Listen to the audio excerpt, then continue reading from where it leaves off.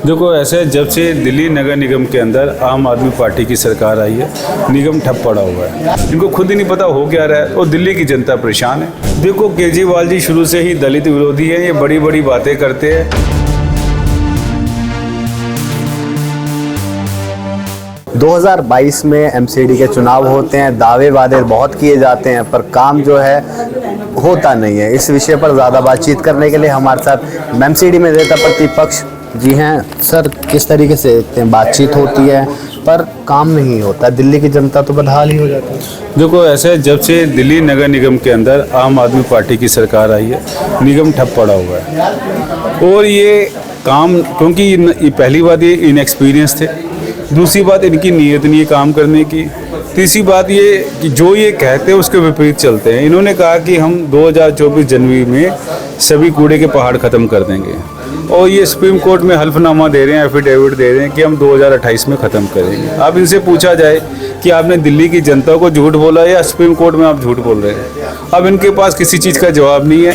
सौरभ भारद्वाज कुछ बोलते हैं, हमारी मेयर साहबा कुछ बोलती हैं, आतिशी जी कुछ बोलते हैं, केजरीवाल जी कुछ बोलते हैं। इनसे ये पूछा जाए कि सच कौन बोल रहा है, और एक ही पार्टी के चार नेता, चारों के जवाब अलग अलग है। तो पहले ये डिसाइड करें कौन सा आदमी है जो जेन्युइन है और दिल्ली की जनता किसको फॉलो करे।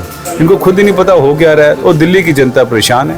अच्छा, अगर देखा जाए तो दिल्ली के अंदर अगर दिल्ली सरकार भी आम आदमी पार्टी की, एमसीडी में भी आम आदमी पार्टी है, उसके बाद बातें बड़ी बड़ी कर देते हैं। जैसे अभी आपने जिक्र किया 3 खत्ते हैं हमारे यहाँ पे, बहुत बड़े बड़े लैंडफिल स्लाइड है, उसके बाद उनको हटाने की बात हुई थी पर उसके ऊपर कोई भी कार्रवाई नहीं हुई। यमुना साफ करने की बात हुई थी, उसके ऊपर कोई कार्रवाई नहीं हुई। देखो कार्रवाई तो कुछ नहीं करते, इनके पास पैसे की कोई कमी नहीं।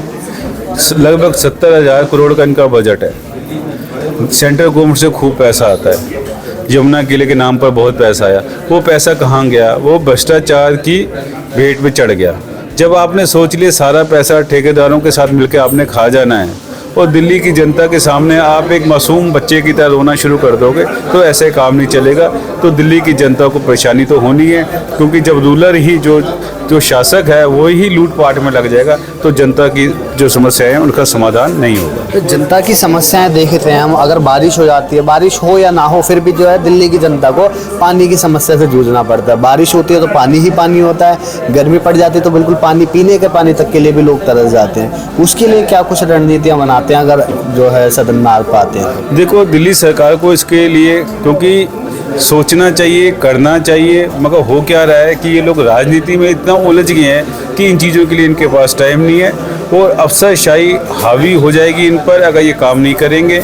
और ये काम करना नहीं चाह रहे, इनको समझ नहीं है और भ्रष्टाचारी हो चुके हैं। ये तो खाली ठेकों पे, कॉन्ट्रैक्ट पे ही इनका सारा दिमाग और ध्यान रहता है, जिसकी वजह से दिल्ली की जनता को दिक्कत हो रही है। इसी के साथ एक आखिरी सवाल और लेना चाहूँगा। दिल्ली को एक दलित मेयर मिलने वाला था, उसके ऊपर भी राजनीति हुई पर अभी तक नहीं मिला, किस तरीके से देखते हैं? देखो केजरीवाल जी शुरू से ही दलित विरोधी है, ये बड़ी बड़ी बातें करते हैं। तो आप देखिए कि 3rd टेन्योर सीधा सीधा लिखा है कि ये दलित जो मेयर आना चाहिए। और दिल्ली नगर निगम के इतिहास में ये पहली बार हुआ है कि दलित मेयर ना बनकर किसी और को बैठाया गया, पिछले को कंटिन्यू किया गया।